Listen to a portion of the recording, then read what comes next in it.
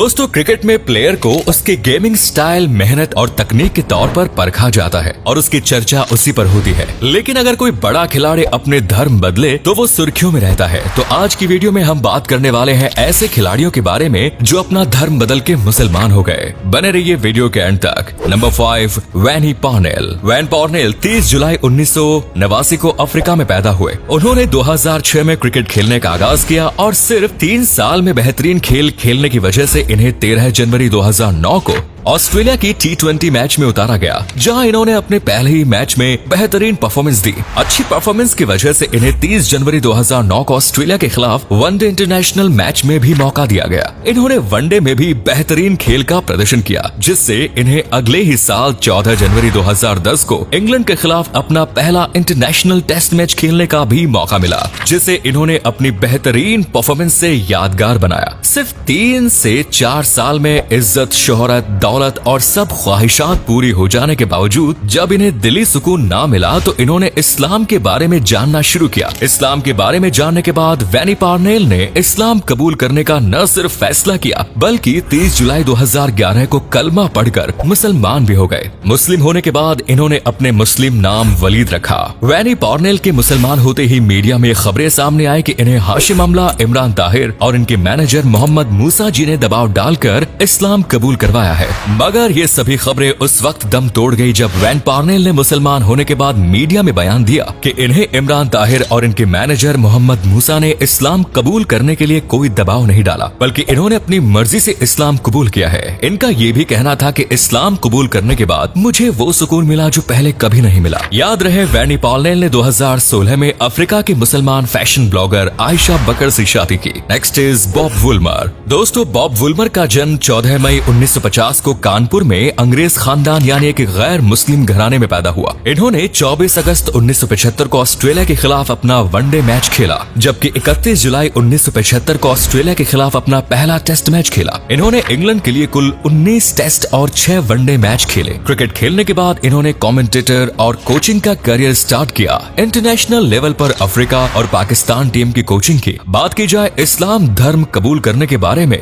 तो इंजमाम उल हक ने बताया था कि एक मर्तबा दौरे वेस्ट इंडीज के दौरे में और मुश्ताक अहमद प्रैक्टिस के दौरान नमाज पढ़ने और सलमानों के बारे में बात कर रहे थे। तो हमारे कोच बॉब वुल्मर ने हमसे पूछा कि मुसलमान किसे कहते हैं और मुसलमान होने के लिए क्या कुछ करना पड़ता है। मुश्ताक अहमद ने बॉब वुल्मर को बताया कि सबसे पहले तौबा करना होता है और फिर अल्लाह और अल्लाह के नबी पर ईमान लाना होता है। इस पर फौरन मुश्ताक अहमद ने तेजी से कलमा पढ़ना शुरू किया। तो बॉब वुल्मर ने कहा कि मुश्ताक, जरा ठहर कर पढ़ो, मैं भी कलमा पढ़ूंगा। बॉब वुल्मर ने कलमा पढ़ा, जिसके कुछ दिन बाद 18 मार्च 2007 को बॉब वुल्मर का इंतकाल हो गया। इंजमाम उल हक कहते हैं कि मेरा गुमान है कि बॉब वुल्मर कलमा पढ़कर मुसलमान हो गए थे। अब उनके मुसलमान होने के बारे में हकीकत तो अल्लाह पाक जाने, या फिर बॉब वुल्मर जो इस बात की तस्दीक करने के लिए दुनिया में मौजूद नहीं है। नेक्स्ट इज सुहेल फजल। दोस्तों, फजल इल्लाही 11 नवंबर 1967 को पाकिस्तान के शहर लाहौर में एक गैर मुस्लिम घराने में पैदा हुए। इन्होंने अपना पहला वनडे मैच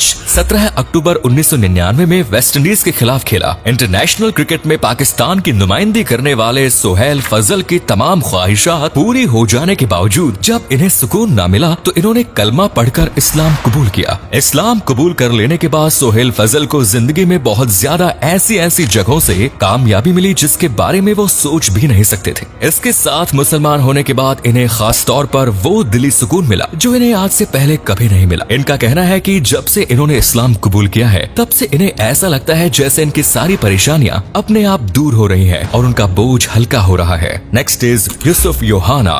दोस्तों, इनको आप में से बहुत सारे लोग यूसुफ योहाना के नाम से जानते होंगे। आपको बताते चले कि अब इनका असली नाम है मोहम्मद यूसुफ। मोहम्मद यूसुफ उर्फ यूसुफ योहाना की कहानी उस वक्त शुरू हुई जब 27 अगस्त 1974 को पाकिस्तान के दूसरे बड़े शहर लाहौर में इनका जन्म हुआ। इनका जन्म एक ईसाई घराने में हुआ और एक ईसाई इंसान के तौर पर ही इनकी परवरिश भी की गई। मोहम्मद यूसुफ को बचपन से ही क्रिकेट का हद से ज्यादा शौक था और उनका ये ख्वाब था कि वो एक न एक दिन अपने देश यानी पाकिस्तान पाकिस्तान की क्रिकेट टीम से खेले और उनका ये ख्वाब उस वक्त पूरा हुआ कि जब 1998 में उनको पाकिस्तान की टेस्ट टीम में खेलने का मौका मिला। और इस तरह से ये पाकिस्तानी टीम की तरफ से खेलने वाले इतिहास के चौथे ईसाई खिलाड़ी बने। यानी इससे पहले 3 ईसाई खिलाड़ी ही पाकिस्तान की तरफ से खेल चुके थे। मोहम्मद यूसुफ ने पाकिस्तानी क्रिकेट टीम की तरफ से मिलने वाले इस मौके को हद से ज्यादा कीमती समझा और इसमें हद से ज्यादा मेहनत का नतीजा ये हुआ कि एक एक करके वो बड़ी कामयाबी की तरफ बढ़ते चले गए। टेस्ट के बाद उनको वनडे में खेलने का मौका मिला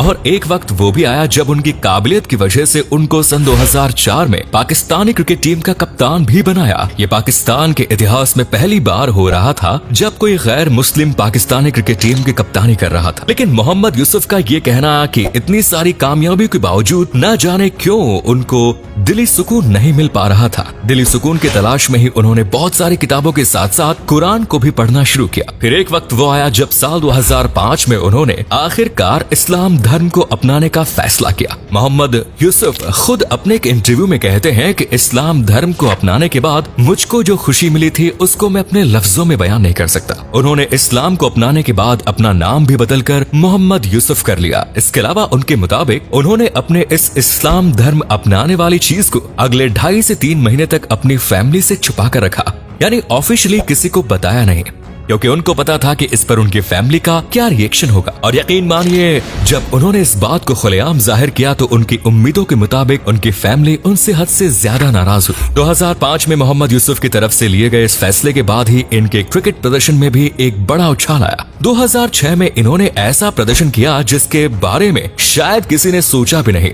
सिर्फ और सिर्फ 1 साल के अंदर ही टेस्ट क्रिकेट में 1788 रन बनाकर इन्होंने वो रिकॉर्ड अपने नाम किया जिसको आज तक कोई भी बैट्समैन नहीं तोड़ सका। ऐसा माना जाता है कि मोहम्मद यूसुफ इंजमाम उल हक और सईद अनवर जैसे पाकिस्तानी क्रिकेट के बड़े प्लेयर से काफी इंस्पायर्ड थे। इनके इस बड़े फैसले में यानी इस्लाम धर्म अपनाने में भी इन दोनों क्रिकेटर्स का बड़ा योगदान रहा। Next is Bjorn Fortuin. दोस्तों, अफ्रीका के दाएं हाथ के बल्लेबाज और left arm spinner Bjorn Fortuin 31 अक्टूबर 1994 में अफ्रीका के वेस्टर्न कैंप सूबे के शहर पल में एक गैर मुस्लिम घराने में पैदा हुए। इन्होंने अपना पहला T20 इंटरनेशनल मैच 18 सितंबर 2019 को इंडिया के खिलाफ खेला, जिसके बाद इन्हें 7 फरवरी 2020 को इंग्लैंड के खिलाफ वनडे मैचेस खेलने का भी मौका मिला। 27 साल का ये खिलाड़ी अब तक अफ्रीका के लिए कई अहम इंटरनेशनल मैचेस खेल चुका है। बात की जाए इनके इस्लाम कबूल करने की तो इंटरनेशनल क्रिकेट खेलकर अपनी तमाम ख्वाहिशात पूरी कर लेने के बावजूद जब ब्यॉर्न फोर्टाइन को कोई सुकून नहीं मिला तो आखिर में इन्होंने 24 अप्रैल 2021 को रमजान के महीने में अपने बीवी के साथ इस्लाम कबूल कर लिया। इस्लाम कबूल कर लेने के बाद इन्होंने अपना नाम रखा इमाद फोर्टाइन।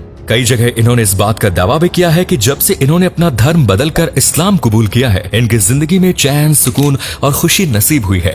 साथ ही और भी लोगों को इस्लाम की खूबसूरती बताते रहते हैं।